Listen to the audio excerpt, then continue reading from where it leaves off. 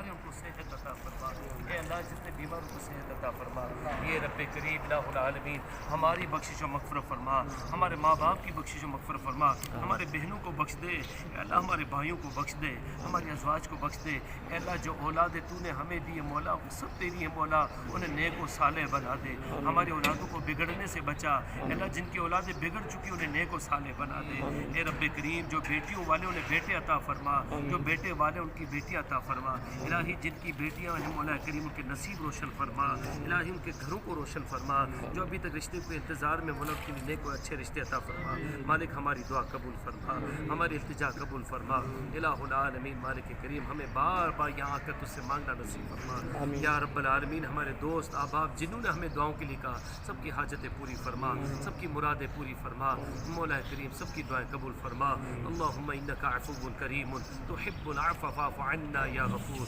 یا رب العالمین، ان اللہ وملائکتہ یصلون علی النبی یا ایھا الذین آمنوا صلوا علیہ وسلموا تسلیما، اللہم صل علی سیدنا ومولانا محمد وعلی الجود والکرم علی صحبہ وبارک وسلم، سبحان ربک رب العزۃ عما یصفون وسلام علی المرسلین والحمد للہ رب العالمین۔ الحمدللہ فیصل بھائی جو ہے مسجد قباء کے جو تاریخی پس منظر ہے اس کے بارے میں کچھ فرمائیں گے۔ الحمدللہ یہاں پر حرمت حرمین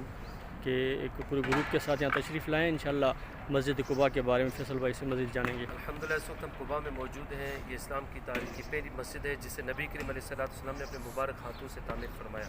اور قرآن کریم میں بھی فرمایا گیا کہ اس کی جو بنیاد ہے تقویٰ کی بیس پر جو رکھی گئی، الحمدللہ اس وقت ہم یہاں پر موجود ہیں،